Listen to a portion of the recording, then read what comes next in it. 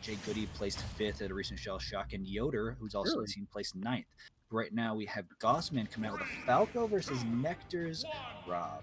Yeah, and I honestly, like, I'm kind of excited to see what Amiibo King has been able to do with some of his players, because I think the last time we had seen a lot of the Concordia players was back in it was a Michigan, it was back in 2019 or whatever. It was a Michigan regional over near Detroit area, and oh my god, he already just hit him with the side B shenanigans to finish it off. He didn't even take more than 30%, but he gets the spike though. But it's Rob, so you know what's gonna happen here. Nice back air again, but I know oh, ow. This game's going at a lightning pace. That was dude, it hasn't even been a minute and they've lost a total of 3 stocks. Dragon Ball Z fighting below the stage, and right now I'm interested because Gaussman, there's still like you said, there's a lot of unknown for me specifically coming from Concordia, so I'm interested to see what these players are capable of. Like right now we're seeing obviously Nectar, well known in the MSU side for his Rob, but yeah, Gaussman so far hanging pretty well with them, minus the stuff off the start. I don't know if you saw too, like he was about to fall, he almost fell for some of that side B shenanigan, but able to use the Falco Phantasm, able to just kind of go above and take the high recovery, but catches the roll going outwards and gets the back air to boot, so taking that game away from Gaussman. 11-9. Nectar almost losing his stock, but you know, Gaussman doing really well against, again, you got Nectar, one of the really good players coming right out of the Spartan territory. When I saw him first as a Davenport coach, he has just improved so much. So I mean, I wouldn't be surprised to see him hanging with a lot of the MSU players. Okay, well, that's one to look forward to. Hopefully he's not the one missing, because yeah, that would actually kind of suck. Yeah, we actually don't know who's the one that's missing at the moment, but so it's gonna be interesting to find out. I can look at that really fast. I think maybe possibly. Okay, it looks like they're just waiting on a start here. Nectar now 1 stock to J-Goody. J-Goody coming on the ZSS. A lot of so they lost Sorry, you go. No, I just looked at it that they did lose someone to football right now. So which makes a lot of sense. It's unfortunate, but I just wanted to like a quick heads up. But continue with your thought. Yeah, like you were saying earlier, all it takes is that 1 stock. So if like Jake, like that's the power of the crew battles. You get 1 stock and you can just start rolling. But like right here, J-Goody just needs like 1 stock, and he's 1 stock away from, and that's 50% of his stock. And I like that fade back you saw coming, kind of like pressuring off the Nectar off stage a little bit. But I mean, Nectar calling it out a little bit just to know, but just a nice pause in the attack, and then kind of shifting back over onto neutral. And you see right here, at 105%, Nectar still doing well, almost getting the jab block to the grab. Nice forward air by Justin, trying to go for it all, but Nectar still living. Good, honestly, Stan, great tech.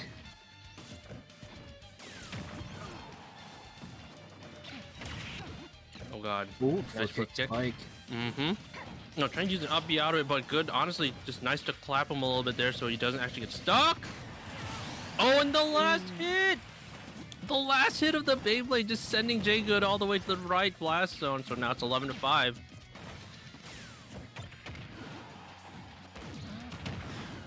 Oh, Z, is there shenanigans? That was a good follow-up. That was a really good, like, string.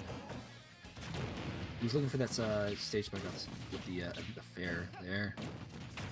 Yeah, because, you know, Rob is just kind of already, wow, the increased, the extended hitbox, able to get that side B. Still not enough at 169%.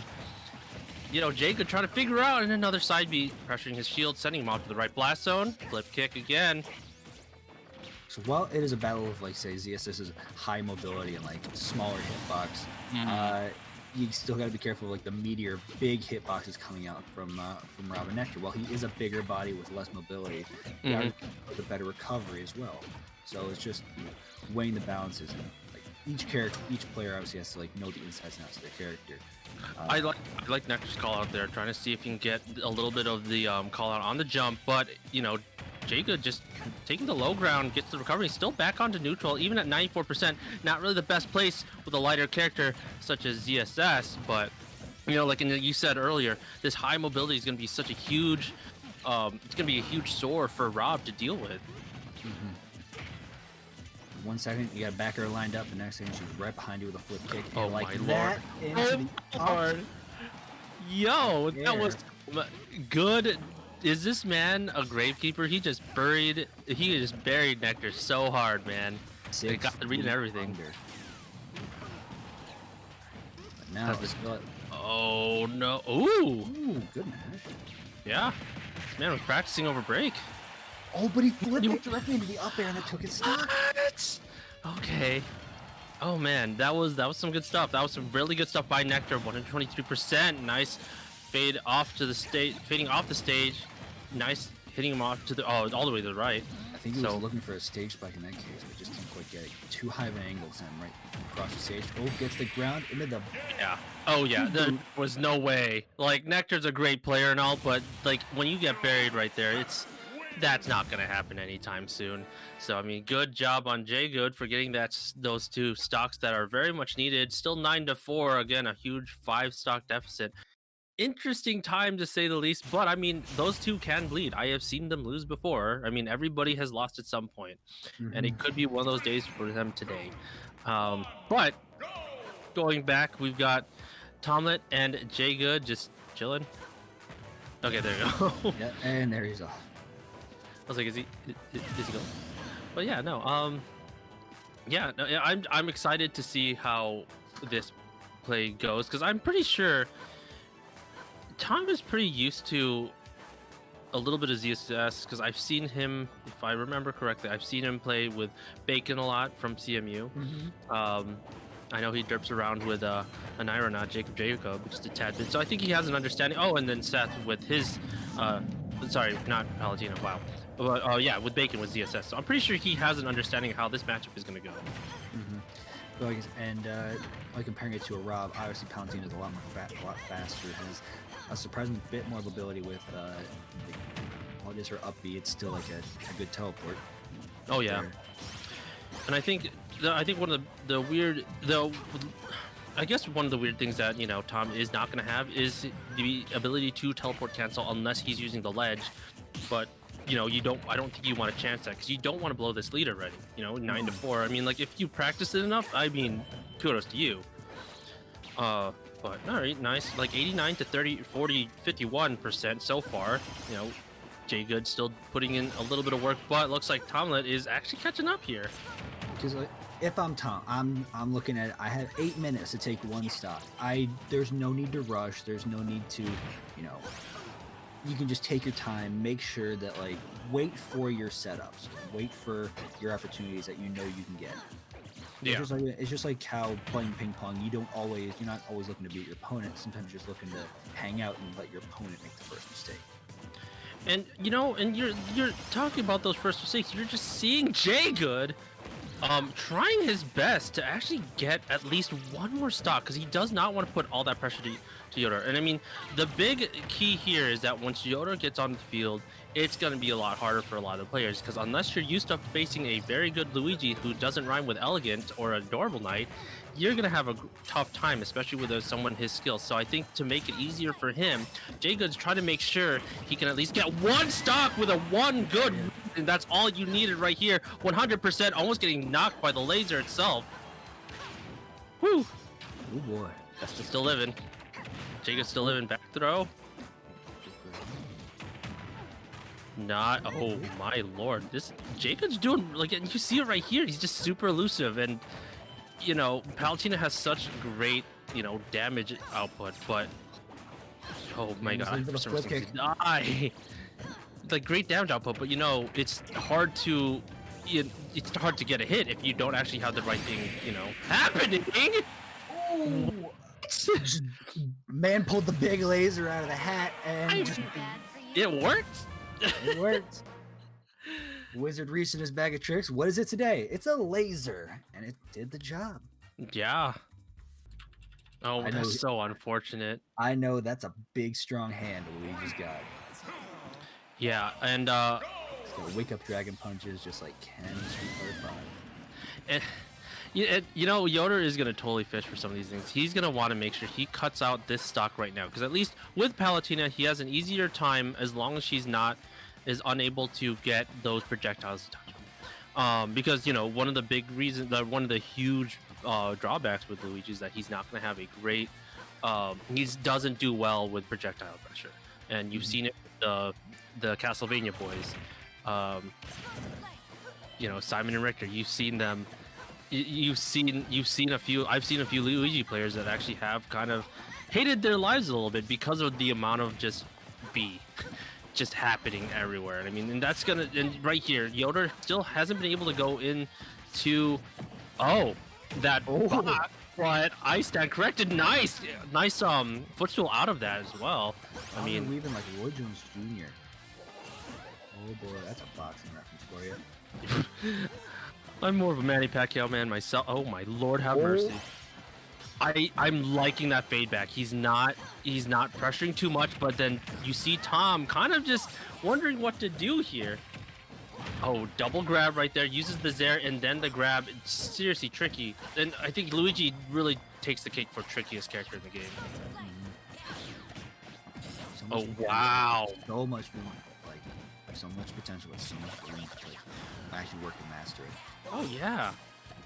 He's trying to catch Palutena with the okay, with some kind of teleport shenanigans when you get the up smash, and really when you're just Luigi, yeah, you're a shadow of Mario, but your up smash is still just as deadly. All right, you got a little bit of rage, Yoder. What are you gonna do here? Tom is very much wary with some of those shenanigans. Tries to get the back. Oh God, don't. Here we go. Oh, he got the back. No. That was his moment. He just needs to get that one stop. Taking him for a ride. And you see it. He is not going in he's not going too far. And you know Tom does not want to get touched. He will literally die if he gets touched right here. Oh. No. Why would you do that? No. Oh, he went for it. He thought he was gonna land directly in the up smash. When in reality he was in perfect spot. If he had just short hop up air, that would have connected and taken stock. The side B, the Cyclone. What is going on, Yoder? This is not the Yoder I remember for sure. Ledge from shenanigans, not gonna get it. And I'm not saying I don't want Tom to eat it right here, but I swear if he's able to take the stock from Tom, oh my lord, have mercy. Nice. And I love, oh no, I like the a little bit of that delay. Oh my god, how is he making it? Okay, nice grab by Tom, able to get him on that landing board at 116%.